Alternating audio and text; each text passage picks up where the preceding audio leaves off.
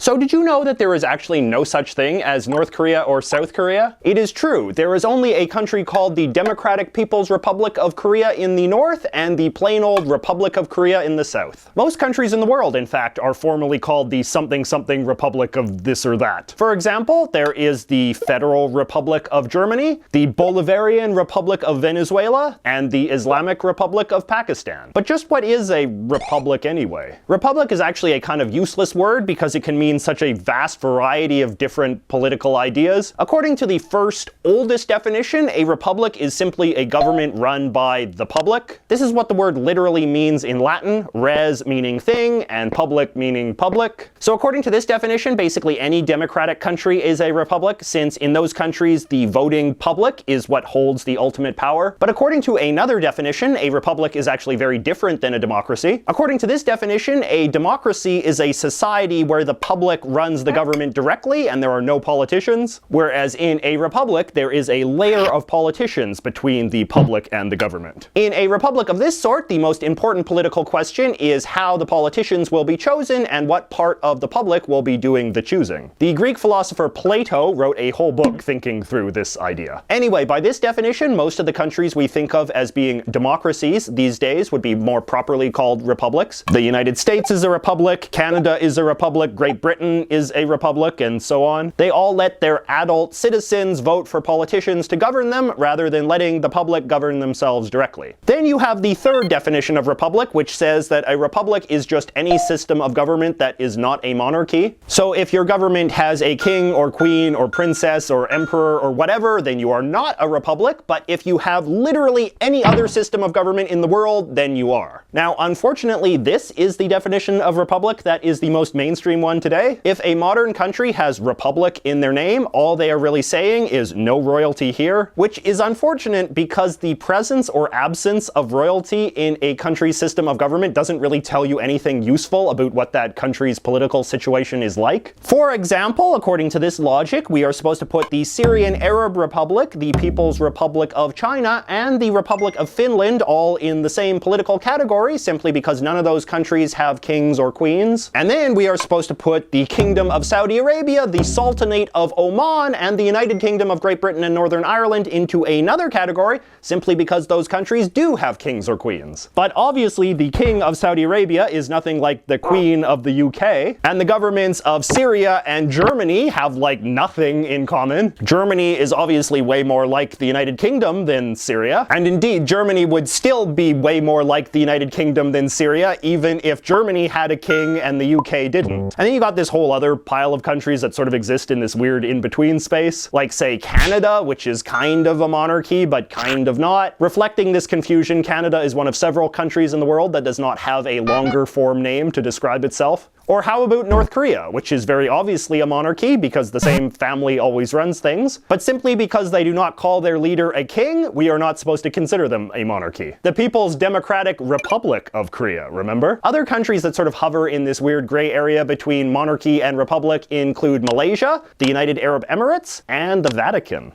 I don't really know why this very monarchy-centric definition of what is and isn't a republic became so mainstream. I think it is kind of a legacy of the aftermath of World War I, in which having a monarchy or not having a monarchy was how you told if a country was democratic or not. In those days, monarchies were almost always a form of dictatorship, so not having a monarchy was considered like this essential part of being free. But of course, that whole logic fell apart quickly because some of the countries that got rid of their dictator kings just turned into other forms of dictatorship. So the whole idea of there being something noble about being a republic became very cheapened. These days there are so many different ways to organize a system of government, and the presence or absence of monarchy really seems like one of the most irrelevant variables. I personally think it would be cool if we could come up with a new term for a system of government where the people elect their own leaders. Something like the Democratic Republic of whatever, but of course that term is ruined now too because it's associated with communism for some reason. But what do you think? What is the best term that we can use to describe a country with the political system of the sort I'm describing? And what do you think is the most useful definition of republic? Should we maybe try to take back one of the old definitions? I will eagerly be reading your responses here in the Republic of Canada.